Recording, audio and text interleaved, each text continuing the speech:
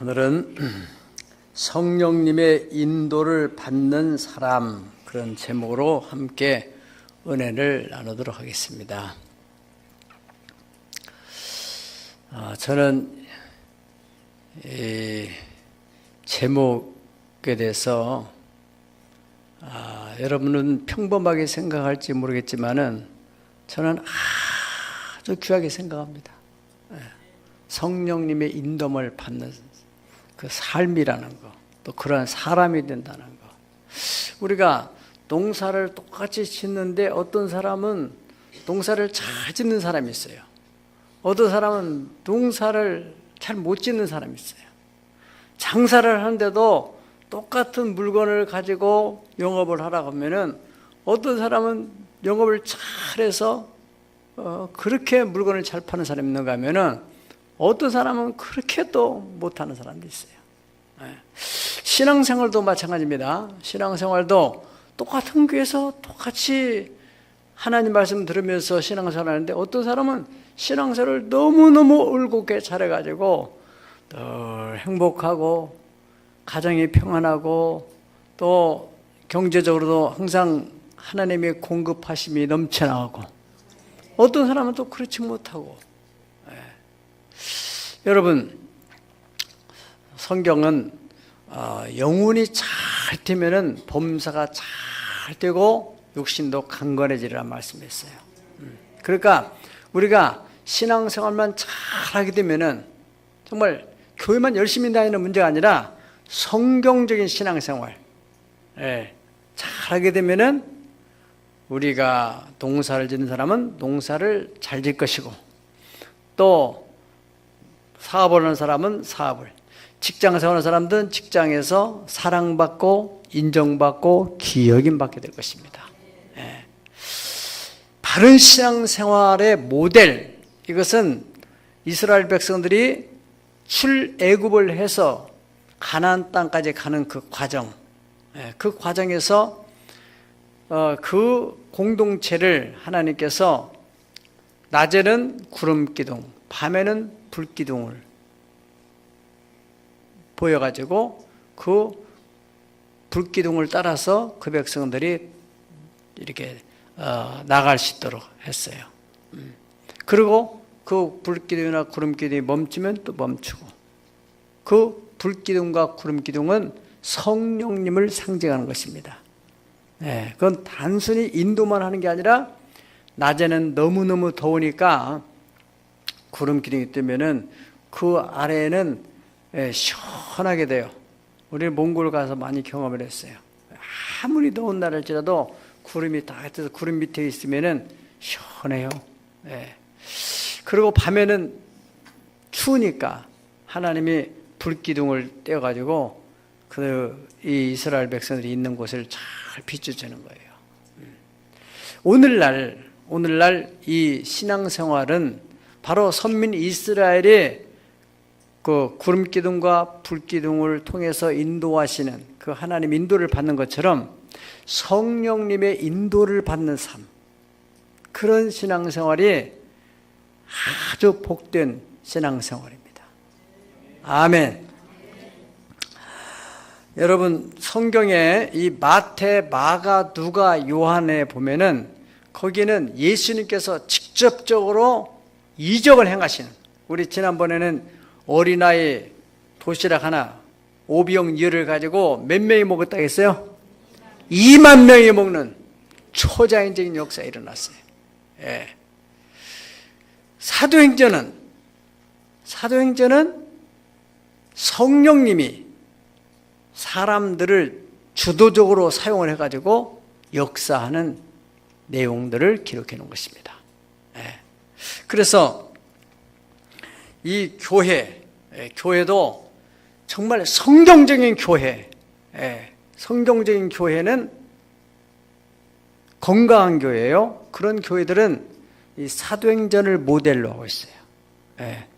사도행전의 그 교회들은 아주 이 성령의 놀라운 역사가 있는 교회들입니다.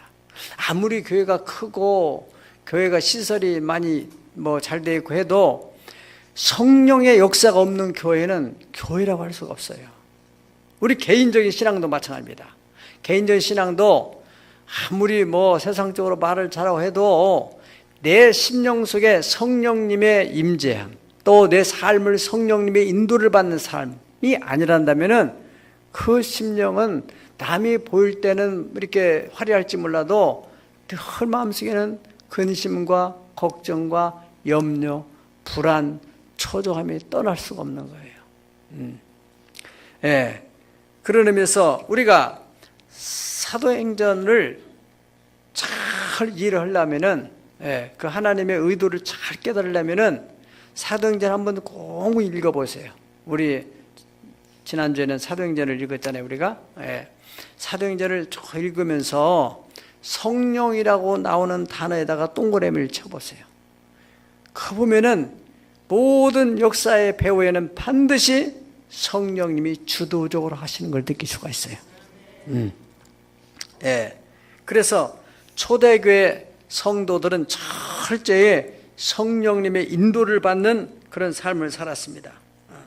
예수님께서 3년 반 동안의 공생의 사역을 마감하면서 제자들에게 말씀하실 때 내가 이제 십자가를 지고 세상을 떠나게 된다.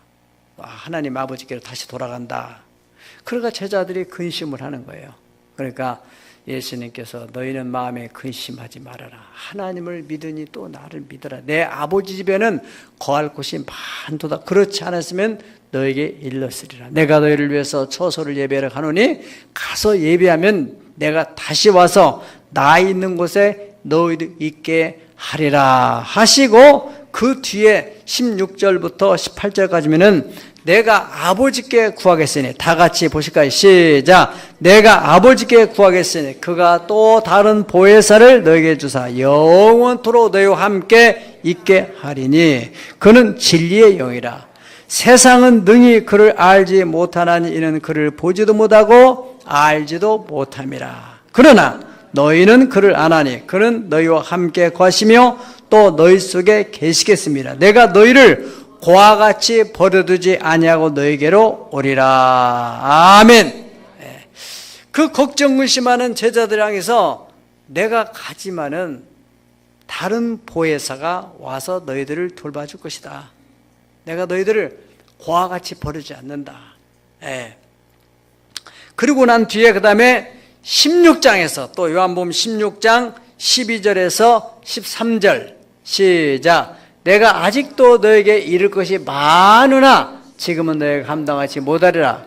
그러나 진리의 성령 오시면 그가 너희를 모든 진리 가운데 인도하시리니 그가 스스로 말하지 않고 오직 들은 것을 말하며 장래일을 너에게 알리시리라. 아멘. 자, 내가 너에게 지금 하고 싶은 얘기도 많은데 너희가 지금 못 감당한다. 왜냐하면 영적인 거라서 그래요. 이거는 예수님 말씀 자체가 내가 너에게 이른 말이 영이요 생명이라. 그렇기 때문에 그 심오한 말씀을 이성적인 지식을 가지고는 이해가 안 되는 거죠. 성령님의 역사가 있어야 돼요. 성경을 깨닫는 것도 그렇고 여러분이 설교에 은혜가 됐다 하는 것은 성령님의 감동과 감화가 있기 때문에요. 지금은 예수님이 3년 반 동안 가르쳤어도 하고 싶은 얘기 더 깊은 심도 있는 말씀을 하고 싶은데 너희들이 지금은 이해를 못한다. 그러나 진리의 성령님이 오시면은 그가 너희를 모든 진리 가운데 인도하실 것이다. 그래서 깨닫게도 하고 장래를 말할 것이다. 그래서 예수님이 이제 돌아오신 난 후에 성령님이 오신 그 후로 그 제자들이 예수님께 들었던 말씀들이 다 생각이 나면서 마태복음, 마가복음, 누가, 요한, 또 사도행전의 성경들을 기록해 가기 시작했던 것입니다. 그래서 예수님께서 이제 결국은 이런 말씀을 하시고 난 뒤에 십자가를 지시고 죽으시고 3일 만에 어떻게 하시고 부활하시고 며칠 동안 계시고 40일 동안 본인이 부활하셨다는 것을 친히 증거하시면서 인간의 삶은 죽음으로 끝이 아니라 죽음 이후에 반드시 부활이 있다. 믿는 자에게는 생명의 부활로, 부르신 자에게는 심판의 부활로 나오리라.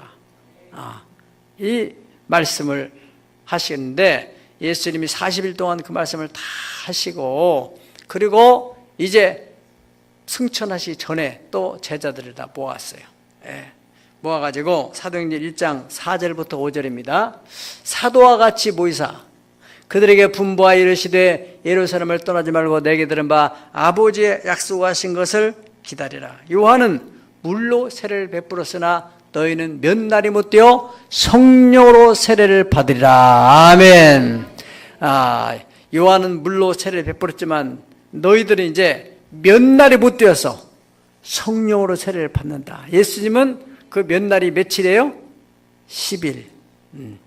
10일 후에면 성령이 오시는 것이 다 아시고 했던 거죠.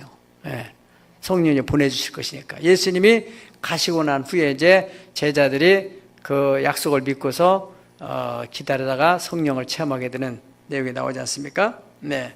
그리고 이제 사도행전 1장 8절에 보면 오직 성령이 너에게 임하시면 너희가 권능을 받게 되고 또 예루살렘, 유대, 사마리아 땅 끝까지 이르러 나의 증인이 되리라. 증인이 되어주라. 그런 부탁이 아니라 성령이 임하게 되면은 권능과 함께 불이 붙어가지고 너희들이 막 증인으로 살게 된다. 타동적이고 피동적이 아니라 능동적으로 그렇게 될 것이다. 아멘.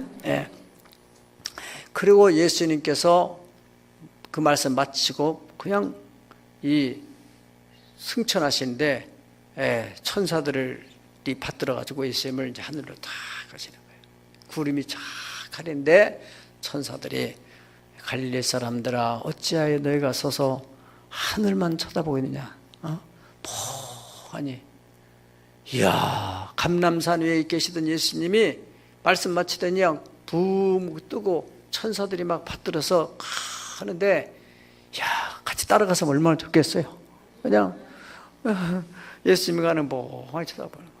그러니까 갈릴리 사람들아 어째 너희가 서서 하늘을 쳐다보느냐.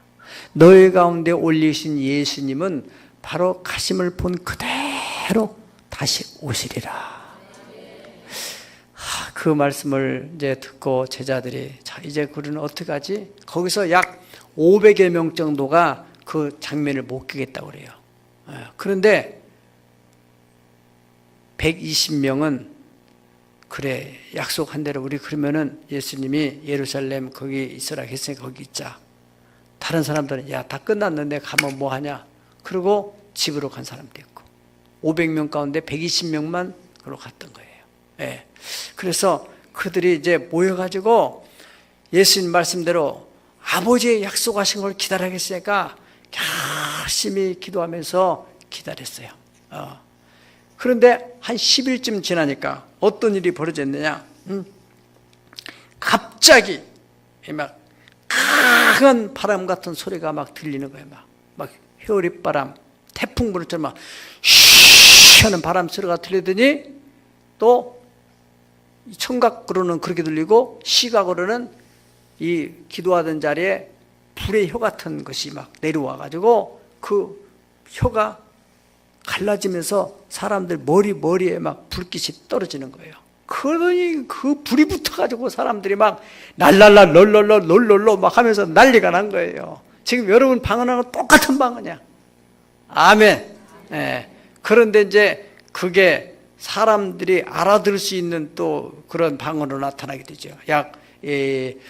이스라엘 백성들 가운데서 외국으로 나갔던 사람들, 그런 사람들이 명절 때 오순절 명절이 돼가지고 돌아왔는데 새벽에 막 이런 역사가 일어나가지고 아침에 나가서 막 이 사람들이 너무 뜨거워서 막 그냥 그렇게 하니까 16개국에서 돌아온 사람들이 아이 저 사람이 어떻게 우리 말을 외국어를 배운 사람이 아닌데 어떻게 외국에 가 살다 보면 우리보다도 말을 더 잘하냐 막 이래가지고 이 사람들이 막 소동이 일어나는 거예요.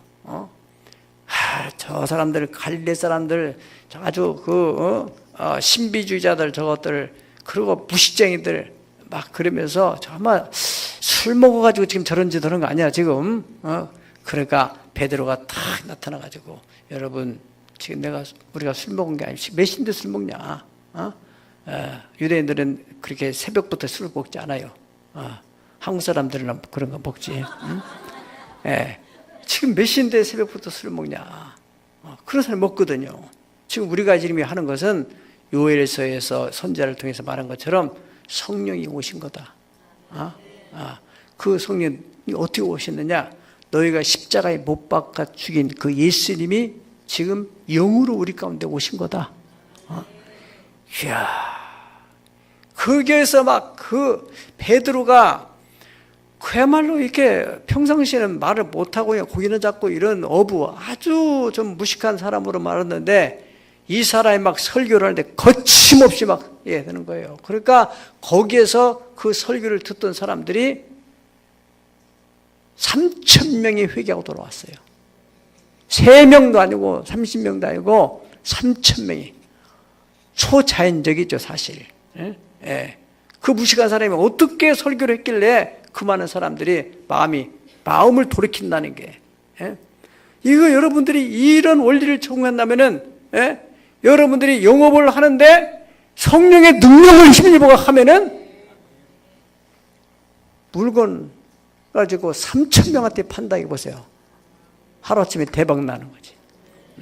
자동차를 에쿠스를 3,000개를 팔아보세요. 생각을 해봐요. 내 평생에 절대 그런 일은 안 일어날 거다. 그렇게 믿음을 갖지 마시고. 성령의 역사라는 것은 여러 방면에서 우리가 하나님의 뜻대로만 살려고 하면은 성령님 우리를 주도적으로 사용하시는. 그리고 이제 그 이어서 경건 생활을 유지하기 위해서 이 베드로하고 요한하고 매일 9시만 되면은 기도를 하게 돼요. 여러분들도 성령 체험을 했던 사람들이 여기 대부분이 있어요. 그런데 성령이 소멸돼 가지고 내가 언제 그러나 그때 옛날에 그런 적이 있었는데 힘이 없어 삶에 힘이. 그래서 성령이 소멸된 겁니다. 성령을 소멸치 말라. 성경이 그렇게 말씀했어요. 성령을 거역하지 말아라. 성령을 회방하지 말아라. 속이지도 말아라. 오직 성령으로 충만함을 받아서 성령을 따라 행해라. 그러면 역사가 나타난다. 아멘. 그래서 그 베드로와 요한이 제 9시만 되면 꾸준히 기도를 하게 됐어요. 예전에도 성전 들어가는 입구에 그러니까 태어나면서부터 이 하반신 장애를 입은 사람이요. 쉬운 말로 안전뱅이야. 이 사람이 거기 있는데 그날따라 성령이 충만하니까 막 자신감이 믿음이 생겨서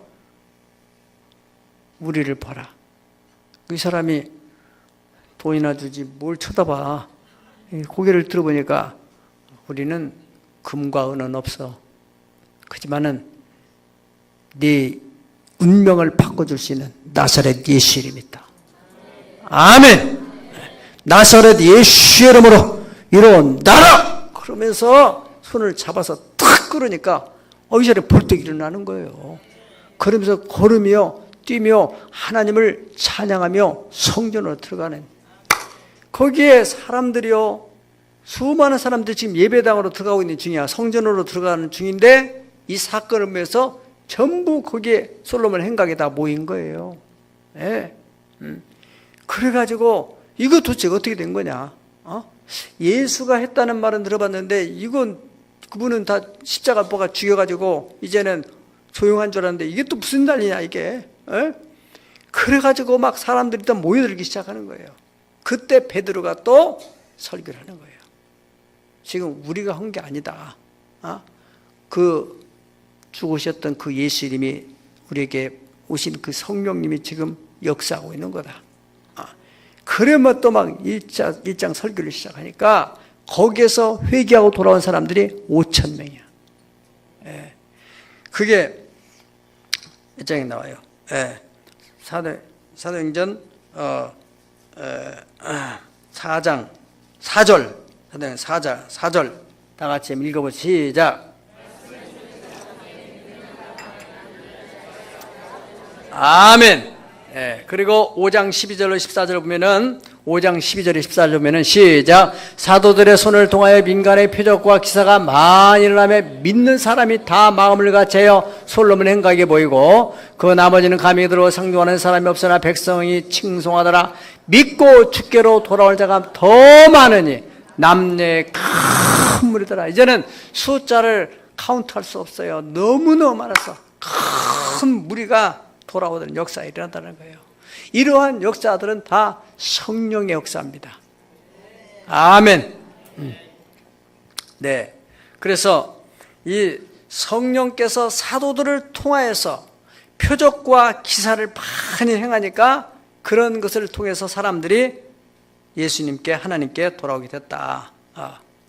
네. 그 역사에 대항했던 종교 지도자들, 제사장들과 장로 그리고 사두개인 바리새인 그런 사람들이 그 역사가 일어나니까 그걸 못하겠다고 막 또 저항을 하는 거예요. 예. 그래서 사도들을 막 옥에 가두고 막 고문을 하고 그 고문을 하는데도 사도들이 그렇게 기뻐하면서 또 옥중에 단단히 잠궈놨는데 아침에 가보니까 옥문은 그대로 닫혀있고 거기에 보초도 그대로 있고 간수들도 있는데 사람이 없어진 거예요. 저쪽 나가서 또 사람들을 많은 데서 또 전도하고 있는 거예요. 세상에 이런 일이 일어날 수 있습니까? 예. 무엇으로? 하나님의 성령으로. 힘으로 능으로 되지 아니하나 오직 나의 신으로 되느니라. 할렐루야. 예. 그래서 이 사람들은 철저히 성령님이 감동하시고 인도하신다면은 사람들의 어떤 뭐 핍박이나 어떤 뭐 비난이나 수치나 두려움이나 이런 걸 다 초월해 버리는 거예요. 예. 그런 성령의 역사 가운데서 저항하는 무리 가운데 또 한 사람이 있었는데 이 사람이 사울이라는 사람이에요. 스데반 집사님을 막 돌로 쳐 죽이는데 거기에 같이 참여했던 사람인데 이 사람도 다메섹 도상에서 또 성령의 역사로 인해 거꾸로진 거예요. 거꾸로지고 이 사람이 회개하고 돌아오게 됐어요. 그래서 이제는 복음을 전하는 앞잡이가 된 거예요. 예. 저쪽 반대편에 있던 사람이 이쪽 편으로 옮겨. 예. 그래서 막 그 역사를 하는데 이 사람 이제 사도행전 13장에 가게 되면은 이 사람을 공식적으로 안디옥 교회에서 이제 선교사로 바나바와 함께 파송하게 됩니다. 이때부터 이제 사도행전은 13장부터 바울의 무대가 됩니다. 바울 사도가 이제 세계를 향해서 이제 나가는 거예요. 3차에 걸쳐서 이 지중해 소아시아 지방으로 전도여행을 통해서 교회, 에베소 교회, 빌립보 교회, 데살로니가 교회, 또 고린도 교회들을 세워가다가 마지막에 이제 로마에 가게 돼요. 로마로 가서 순교함으로 세계 선교의 기초를 마련하게 되는 놀라운 역사입니다. 지금도 그런 성령의 역사를 힘입은 사람들이 계속해서 전하고 있고 여기까지 왔어요. 언도도 아펜셀라 위에 수많은 선교사들이 이 한국 땅에 와서 순교를 하면서 복음을 뿌렸던 130년 전 이 역사 이후에 이 한국에 이렇게 부흥이 됐어요. 이 한국에서도 지금도 성령의 충만함을 통해서 성부로서 큰 사업을 일으켜서 교회에 크게 기여하고 그러면서 구제하고 또 선교를 하고 선교사를 파송하고 직접 몸으로 선교지로 가서 신학을 공부한 사람이든 신학을 공부안에서도 성령의 감동이 일어나게 되면은 세상 다 때려치고 그 선교지로 가는 사람도 있어요. 그냥 부부가 혹은 혼자. 아멘. 성령이 여러분 감동할까 봐서 걱정이 드는가 본데 걱정하지 마세요. 네. 여러분 그 남들 볼 때는 참 사람이 어떻게 하면 좋냐, 저렇게 이 인생을 저렇게 사냐, 그렇지 보지만은 참 성령님이 주시는 그 기쁨이 있어요. 예, 예. 바울서도 그렇게 얻어맞고 옥에 갇히고 그런데도 항상 기뻐하라, 쉬지 말고 기도하라, 범사에 감사하라. 내가 다시 말하노니 기뻐하라. 너희 관용을 모든 사람에게 알게 하라. 주께서 가까우시니라.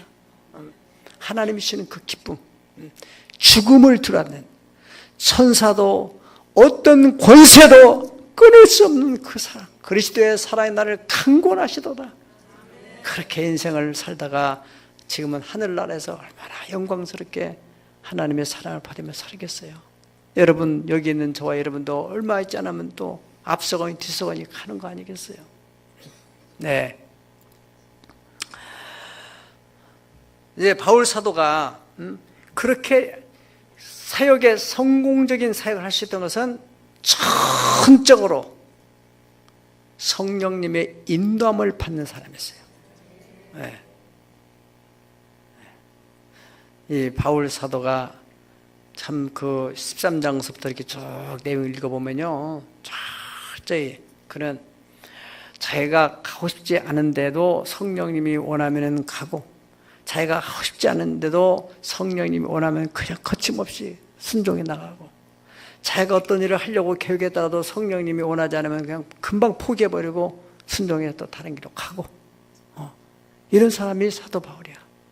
저는 그래서 제가 좋아하는 성경 구절 가운데서 바울 사도의 고백, 사도행전 20장 22절부터 24절을 보면은 이런 말씀이 나와요. 오직 나는 이제 성령에 매여서 예루살렘으로 간다. 거기서 무슨 일을 만나는지 나는 알 수 없다. 오직 성령이 각성해서 내게 밝히 말하기를 환난과 결박이 나를 기다린다 하지만은 주 예수께 받은 사명, 하나님의 은혜의 복음을 증거하는 일을 마치려 하면은 나의 생명조차도 조금도 귀한 것이 되지 않는다. 자,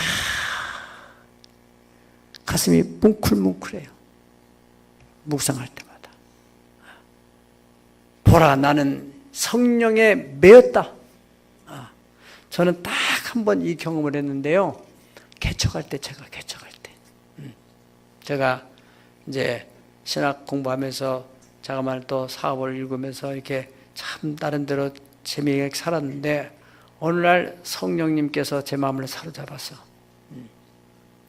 이제 개척을 하라고 하니까, 그때부터는 다 세상 재미가 없어지고 돈 버는 재미도 없어지고 다 오직 그 마음이 매여 있어요. 어떻게 이제 목회를 해야 되는가.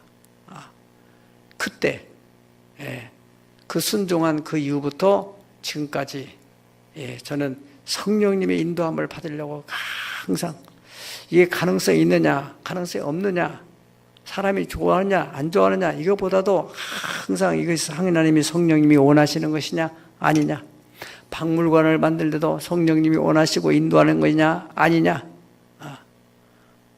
그런 생각 속에서 사역을 펼쳐왔고, 지금도 역시 마찬가지로. 그러니까 우리 교회가 역동적인 그런 교회로서 가고 있는 것입니다. 아멘. 네. 여러분, 이 본문에는요, 바울서 오늘 이제 말씀 본문에는 이 바울 사도가 아시아로 가려고 선교 계획을 다 세웠어요. 그 나름대로 이제 여러 가지 정보를 수집해 가지고 다 선교 전략을 세웠어요. 그런데 성령이, 6절 읽어보세요. 시작. 성령이 아시아에서 말씀 전하지 못하게 하시거늘. 그래가지고 왜 성령님께서 그쪽으로 가지 말라고 하는가? 그래서 그럼 어디로 가라고 하는가? 그래서 그들이 부르기야 갈라디아 땅으로 다녀가 무시아 베르로 비두냐로 또 가고자 하여 애쓰되 예수의 영은 허락지 않는 거예요. 아니 이 길인가 저 길인가 자꾸 이렇게 망설이던 중에, 그런데 무시아에 이르렀을 때 환상이 열리면서 마게도냐 사람이 와서 우리를 도와달라 손짓을 하는 것을 보면서, 성령님이 저쪽으로 가라는 거구나. 이렇게 여러분들이 이 부분을 잘 이해해야 돼요. 성령 인도를 받는다면 너무나 이건 우리하고는 거리가 너무 먼 것처럼 생각하는데 그렇지 않습니다. 이런 부분도 생각하면 돼요. 왠지 마음에 이렇게 또 평안함이 없다. 또 이 설교를 듣는데 또 누가 어떤 사건을 통해서 내가 이 계획하고 있는 거 자꾸 이렇게 마음이 부담스럽고 이게 원치 않는다. 그러면은 그 성령이 원하지 않는 거예요. 또 상담을 통해서도 알 수 있고, 그러면 그런 부분들을 여러분들이 작은 것부터 하나하나 수정해 가기 시작하면은 여러분의 삶은 역동적인 삶이 됩니다. 예수 믿기 전과 예수 믿고 난 이후의 삶이 여러분이 달라진 게 뭐가 있는가를 가만히 생각해 보세요. 달라진 것은 교회에 나와서 예배 드리는 것만 달라졌다. 그것은 엄밀한 의미에서 신앙생활이 아니고 종교생활입니다. 신앙생활이라는 것은 여기서 성령님을 받아야 돼요. 그래서 사도행전 19장 2절에서는 너희가 믿을 때 성령을 받았느냐. 그래, 그 사람들이 우리는 성령이 있던 것도 못 들어봤다. 그랬어요. 그래서 이 바울 사도 거기서 성령 받기로 기도하니까 저들이 성령을 받았어요. 성령을 받고 그 다음부터 이제 성령 인도함을 따라 살게 되면서 역사를 경험하게 되는. 여러분들 속에 큰 체험들이 사람들이 깜짝 놀랄 만한 체험이 일어난다. 그 성령님 인도를 받을 때 가능한 것입니다. 하나님은 지금 우리가 지금 살고 있는 것보다 더 풍성한 삶을 살기를 원해요. 내가 어떤 일을 잘하고 싶은 것 이상으로 마치 자녀가 막 자기가 뭔가 잘해보려고 애를 쓰는 것 이상으로 부모가 얼마나 자녀들이 잘 되기를 바랍니까? 자식이 잘 되려면 잘 된 일 하면 피라도 뺏어 주고 싶은 것이 부모의 심정 아니에요? 아멘 아니에요. 아멘인 사람은 친부모야. 그게 부모의 심정이잖아요. 그잖아. 하나님께서도 우리가 잘 되기를 원해서 당신의 생명을 십자가에 매달았잖아요. 저가 찔리면 우리의 허물이 나면 저가 상하면 우리의 죄악을 내면 저가 징계를 받으면 우리 평화를 누리고 저가 책직에 맞음으로 너는 나음을 받았느니라. 너 이제 죄에서 질병을 자유함을 받았다. 저는 부유하신 자로서 가난해 되시면 우리를 부유케 하려 하심이라. 아멘. 그게 바로 십자가의 대속의 은총인데 그 은총이 내 삶 속에 그대로 적용되어 나타나냐 말이죠. 여러분, 내가 아무리 이런 좋은 계획을 세웠다 할지라도 성령이 원하지 않으면 내려놔야 돼. 내가 아무리 하고 싶은 일이 있어도 원처럼 내려놓고, 내가 아무리 하기 싫은 일이 있어도 성령이 원하신다면 그 매여서 그 목에 끌려가는 것처럼 가야 되는 거예요. 그러면은 반드시 역사가 일어나. 네. 여러분, 이 성령님은 인격자이시기 때문에 우리가 동의를 하고 순종하고 그럴 때 인도해 가시지 그냥 막 억지로 그냥 하지 않아요. 귀신은 막 억지로 하지만은 성령님은 인격을 가지고 있어요. 그래서 성경에는 성령을 받았느냐? 그러면은 성령을 근심하지 말라. 성령을 속이지도 말아라. 성령을 거역하지 말아라. 마태복음 12장 32절에 보면은 또 누구든지 말로 인자를 거역하면 사하심을 얻되 누구든지 말로 성령을 거역하면은 이 세상과 오는 세상에서도 사하심을 얻지 못하리라 그랬습니다. 자, 그래서 우리가 오늘 여기 지금 본문에서 이제 본문에 성령님 인도받는 얘기들은 너무너무 광범위하기 때문에 오늘 본문의 입각에서 세 가지로 요약해서 말씀드릴 것입니다. 성령님의 인도를 받으면 어떤 일이 생기느냐? 하나님이 예비하신 귀한 사람을 만나게 됩니다. 아멘. 바울 사도는 이 마게도냐에서는 인적 네트워크가 없고 경험도 없고 전략도 없고 아시아는 나름대로 뭔가 백그라운드가 있어서 이제 그렇게 전략 짜서 이 집에 가서 어떻게 계획을 세웠을 거예요. 그런데 이 마게도냐는 전혀 없어요. 그래서 성령님이 인도하시니까 어쩔 수 없이 그 길로 갔어요. 마게도냐의 그 지금으로는 유럽 대륙입니다. 거기에 첫 지경, 첫 발을 디딘 그 이제 아시아에서 요즘으로 하면은 그 터키 있는 쪽에서 유럽으로 넘어가는 거예요. 거기에 빌립보 교회가 있거든요. 거기에 딱 빌립보라는 그 당시 지역이 있었는데 거기에 딱 갔는데 거기서 이 두아리라 성에 여성으로서 이 자주 옷감 장사를 하는 여자가 있었어요. 참 인물도 잘생겼겠죠. 지혜롭고 스케일도 있고, 이 바울 사도에게 적절한 그 파트너십이 될 수 있는 사람을 딱 하나님이 거기다 예비해 놓고 빌립보 교회를 세우려고 하나님이 계획하셨던 거예요. 예. 그래서 거기 딱 가서 사람들이 많이 있어서 이제 거기서 이제 바울이 이제 말씀을 전했어요. 일단은. 그런데 그 가운데서 여러 여자가 있다가 그 루디아라는 여자의 마음을 하나님이 열어주셔가지고 바울을 다 그들 역시 그 여인도 전혀 그전에는 생각이 없다가 바울의 설교를 듣는 순간에 마음이 열리면서 저분을 우리 집으로 모시다가 우리 집에서 거처하면서 어떻게 하나님 일을 할 수 있도록 도와줘야 되겠구나, 그런 마음을 갖게 됐어요. 그래서 여기 우리 한번 14절부터 보실까요? 13절부터 읽겠습니다. 13절부터 15절까지 시작. 안식일에 우리가 기도할 곳이 있을까요? 문 밖 강가에 나가 거기 앉아서 모인 여자들에게 말하는데 두아디라 시에 있는 자색 옷감 장사로서 하나님을 섬기는 루디아라는 한 여자가 말을 듣고 있을 때 주께서 그 마음을 열어 바울의 말을 따르게 하신지라. 그와 그 집이 다 세례를 받고 우리에게 청하여 이르되 만일 나를 주 믿는 자로 알거든 내 집에 들어와 유하라 하고 강권에 머물게 하니라. 아멘. 다 하나님의 마음을 열어가지고 우리 집에 오시라 그래가지고 그 사람들이 다 이 루디아도 그렇고 자기 집 사람들이 다 그냥 순간 세례를 받았어요. 예수님을 영접하고. 벌써 이게 예수님을 잘 받아들인 사람도요, 정말 심령이 깨끗해야 되지만은 사람이 정말 똑똑한 사람들은요 딱 깨달아요. 답은 뻔하잖아요. 인생은 죽는 거고 가는 길 뻔하고.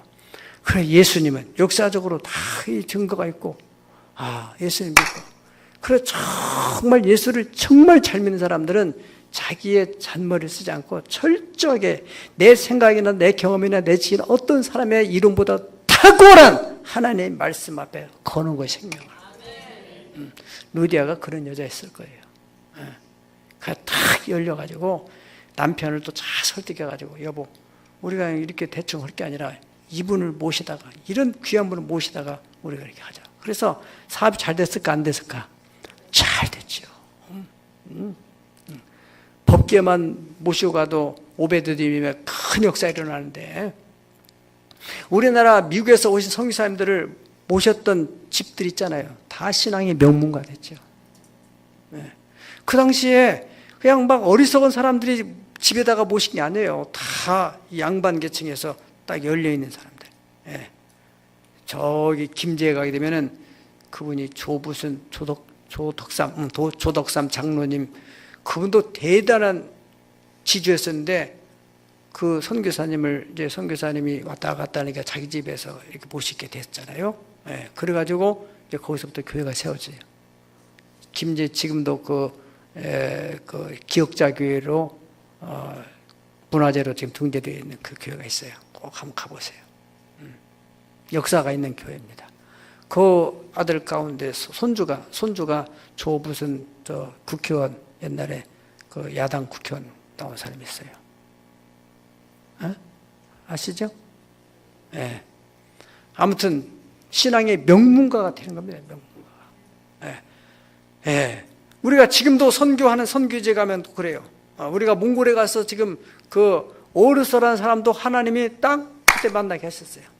성령께서 확실하게 그 루디아 만나게 하듯이 만나고 그 영향력 있는 사람이에요. 그 사람이 우리 마음은 그렇게 이렇게 많이 협력을 해주고 그렇단 말이에요. 그 원래 선생하던 사람인데 은퇴하고 지금도 여기 지역사회에 영향력을 미치는 사람이에요. 누가? 하나님이 하나님 일을 위해서 그렇게 하신다니까요. 그러니까 여러분 우리가 정말로 하나님 뜻대로 여러분들이 여러분의 삶을 정말로 풍성하게 뭔가 일구고 싶은데 이게 문제는 뭐냐면은 내 힘만 가지고 하니까 그렇단 말이야. 성령님의 인도를 받으려고 해야 돼.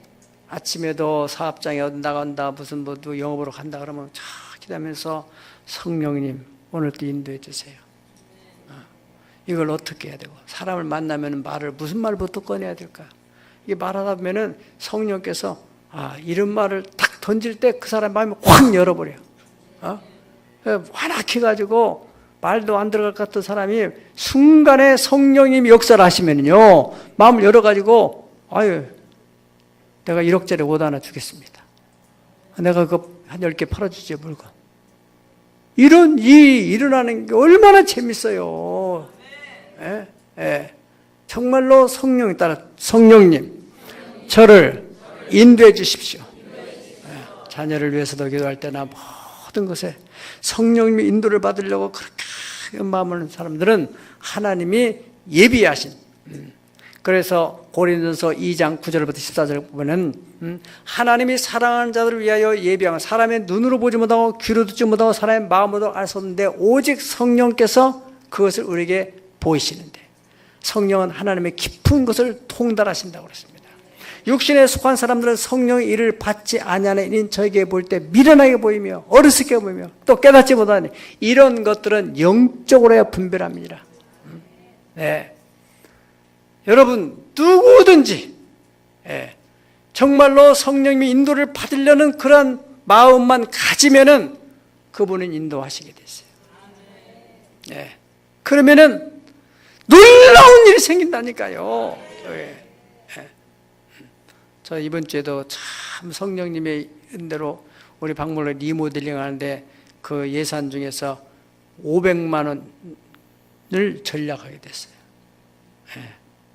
이런 얘기 하면은 은혜가 안 될지 모르지만은 저는 여러분들이 드려지는 헌금을 어떻게 하면은 경제 원칙, 최소의 투자를 가지고 최대 효과를 일으키는 거예요. 하나님이 또 그렇게 해서 여러 사람 붙여줘. 이렇게. 우리가 살아가는 동안에 사람보다 귀한 게 뭐가 어디 있겠어요? 어떤 사람을 만나야 되느냐? 성령 인도를 받으려고 해요. 하나님이 딱 적절한 사람을 만나도록, 루디아 같은 사람 만나게. 아멘. 둘째로 성령님의 인도를 받으면은 때로는 사망의 음침한 골재 같은 길을 갈 수도 있어요. 그래서 사람들이 아유 이건 아닌데, 그리고 이건 잘못됐다 그렇게 생각하는 거예요. 그럼에도 불구하고 이것이 분명히 성령의 인도함이라 라는 확신만 있으면은 그대로 나아갈 때 반드시 하나님이 합력하여서 선을 이루게 돼요. 항상 좋은 일만 생각 아니에요. 이건 아닌데 이런 일이 생길 수도 있어요, 간혹. 다윗도 그런 고백했잖아요. 여호와는 나의 목자여 내가 부족하면 그가 나를 푸른 저자로 실망하는 물과 인도하신다. 내 영혼을 쏟아지시고 자기 이름을 위해 의의 길로 인도하신다. 그리고 내가 비록 사망의 음침한 골짜기로 간다 할지라도 해를 두려워하지 않을 것은 주께서 나와 함께 하심이라. 아멘. 이 지금 성령 인도를 따라서 이제 루디아를 만났고 그 집을 이제 거점을 삼아서 이제 사역을 펼쳐 나가는데, 또 기도하러 가는 중에 거기에 점을 통해서 이렇게 사람들에게 점 봐주는 여자가 있었어요. 자꾸 이 여자가 바울 사도에게 막 그 하나님의 사람이라고 자꾸 영적으로 피곤하게 만들고, 그러니까 바울 사도가 그 여자 속에 들어가 있는 그 귀신을 향해서 명령을 해가지고 저 많은 귀신 예수님 나가라고 막 소리를 치니까 귀신 나가버린 거예요. 나가버리니까 그 점을 치는 여자가 그냥 자기 혼자 자영업 하는 게 아니라 그 뒤에 고용도 와 있었던 거예요. 그 여자를 고용해가지고 뒤에서 돈 버리는 사람들이 어느 날 멀쩡해가 돌아온 거예요. 왜 그렇게 된 거냐? 점귀신이 나가가지고 이제 아무것도 안 된다고. 그래가지고 이 사람들이 또 바울 사도를 이제 요즘 용어로 말한다면은 영업방해죄야. 영업방해죄를 걸어가지고 교도소에 넣은 거예요. 그래가 교도소에 들어가가지고 그냥 막 얻어맞고, 그래가지고 거기서 하나님이 뜻 가운데서 우리가 들어왔는데 낙심하고 좌절하지 않고 그 바울과 실라가 거기서 모여가지고 둘이서 막 박수치면서 부흥을 한 거야. 내가 매일 기쁘게 순례에게 향하면 주의 팔이 나와 함께하며, 내가 주의 금복을 받는 큰 비결도 주의 영이 함께합니다. 좁은 길을 가면서도 기뻐하는 것은 성령이 함께합니다. 막 찬송을 하는 중에 어떤 일이 벌어집니까? 거기에 막 지진이 일어나는 거예요. 지진이. 할렐루야. 예. 지진이 일어나면서 거기에서 막 감옥 문들이 다 열리고 사람 묶고 있던 손발에 이 손수갑이나 발에 이 족쇄가 다 풀어지게 되는 그런 역사가 일어나게 됐어요. 네. 그 뒤에 이 때린 간수가 회개하고 돌아와서 그 집에 가가지고 그 사람이 다 미안하다고 그 저녁 때는 막 두들겨 놓고 미안하다고 이래가지고 이 사람을 갖다 다 시키고는 자기 집에 이제 세례를 받잖아요. 그랬더니 어떻게 됐다고 그랬어요? 우리 저 뒤에 사도행전 16장 오늘 본문에 33절, 34절 시작.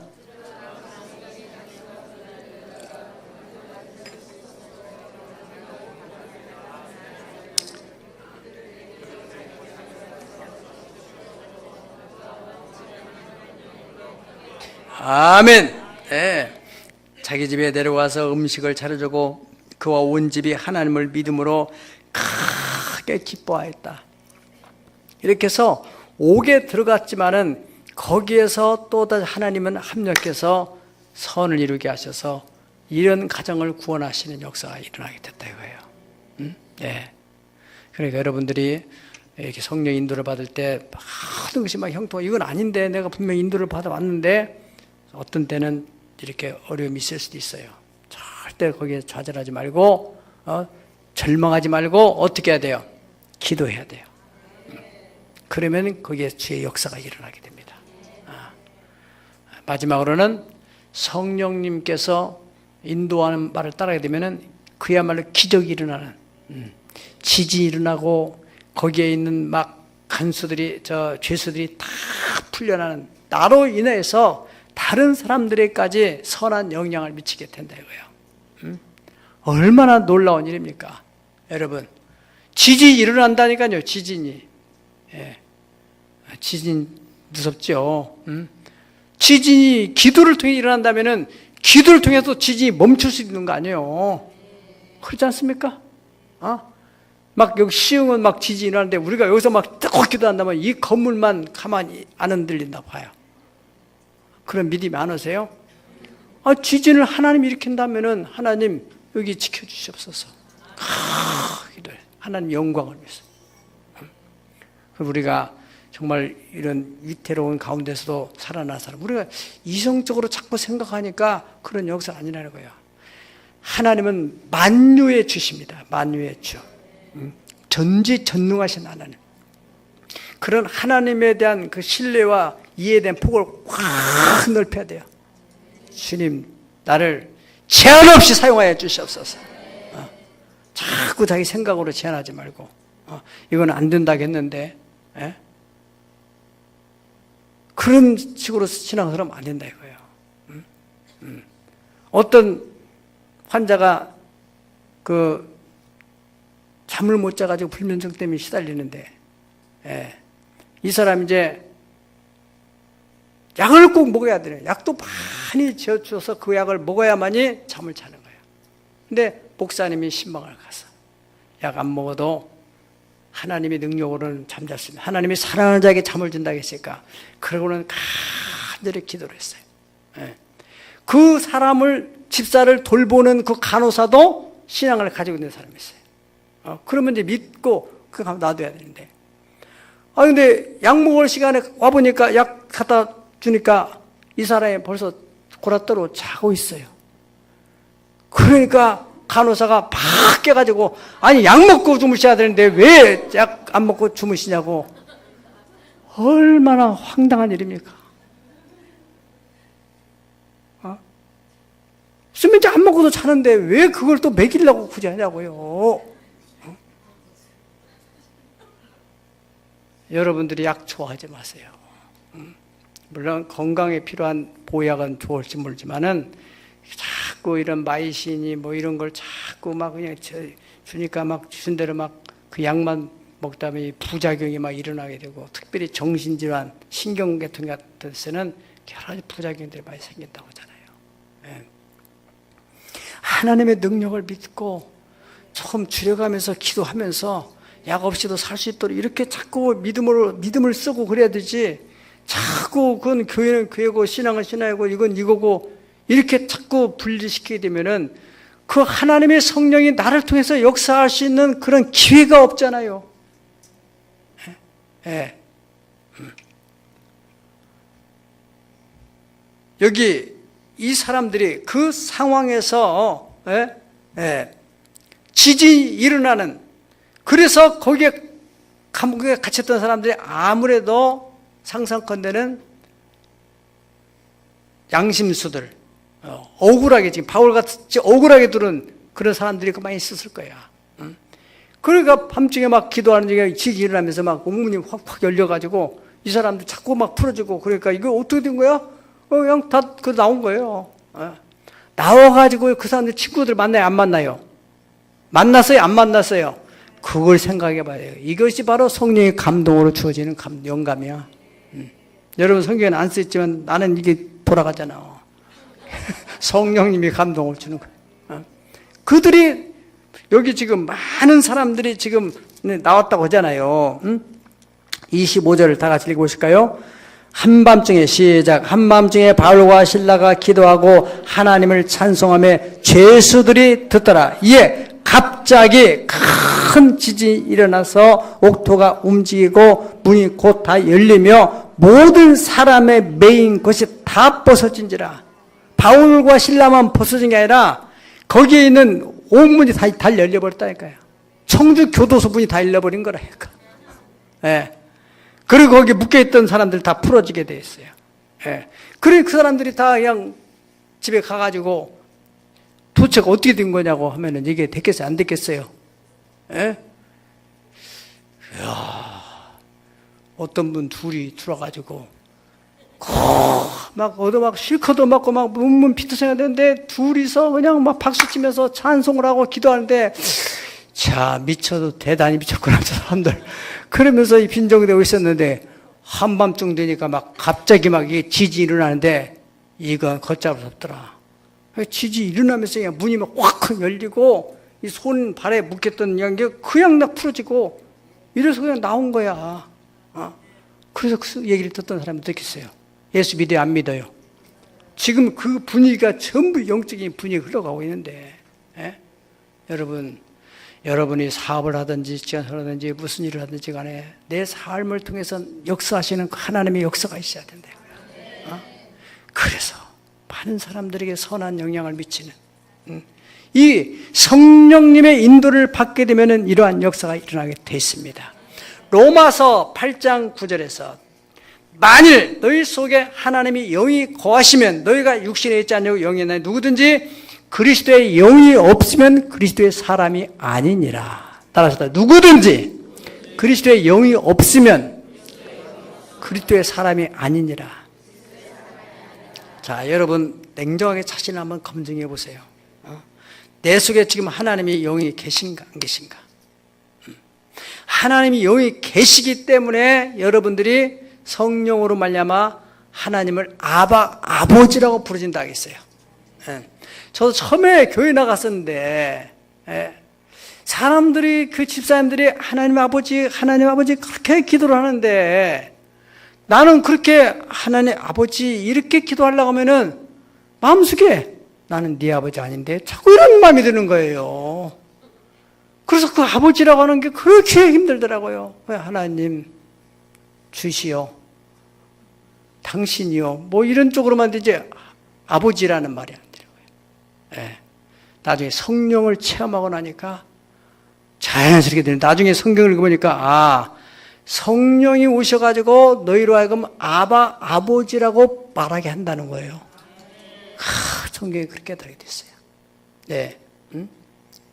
그러니까 여러분들이 하나님 아버지라고 자연스럽게 할 수 있고, 우리가 세상에 아버지한테 뭐든지 맡겨놓은 것이 없어도 아버지 이거 좀 주세요, 용돈 주세요, 맡기는 것도 막 잘 나오잖아요. 그건 아버지와의 관계 때문에 그렇습니다.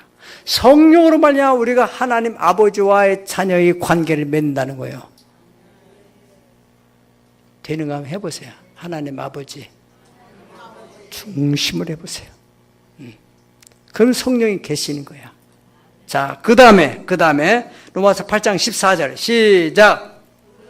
하나님의 영으로 인도함을 받는 사람은 곧 하나님 아들이라. 한 단계 더 나아가서, 한 걸음 더 나아가서 하나님의 영이 거하시는 것으로 만족하지 않고 하나님의 영의 인도함을 받아야 된다는 거예요. 인도함을 받는 그들이 곧 하나님의 아들이다. 아멘. 하나님의 성령의 인도함을 받으면 어떻게 됩니까? 우리의 삶이 행복하고 형통하게 되고, 더 나아가서 중요한 것은 하나님이 우리를 이 땅에 보내시고 하나님께서 우리를 구원하신 목적이 있을 거예요. 곧 사명. 그 사명을 완수하게 돼 있어요. 바울 사도가 성령의 매임을 받아서 예루살렘으로 가서 하나님께서 그에게 주신 사명은 로마에 가서 복음을 전하는 것이 사명이었거든요. 그래서 마지막 로마에 가서 사명을 완수하고 순교하고 하나님께 가는 것입니다. 인생 최고의 성공은 하나님, 그분이 나를 이 땅에 보내신 목적, 그분이 나를 당신의 피로 구속하신 그 목적을 이루는 사람. 이것은 오직 성령의 인도함을 받음으로 가는 것입니다. 여러분, 이제 2016년도 후반기에 지금부터라도 이번 주만이라도 한번 어떤 일을 그냥 생각대로 자기 경험을 따라서 하지 마시고 아침에 기도하시고 성령님 오늘도 인도해 주십시오. 그럼으로써 다음 주에 많은 간증이 있기를 예수 이름으로 축복합니다. 기도하겠습니다.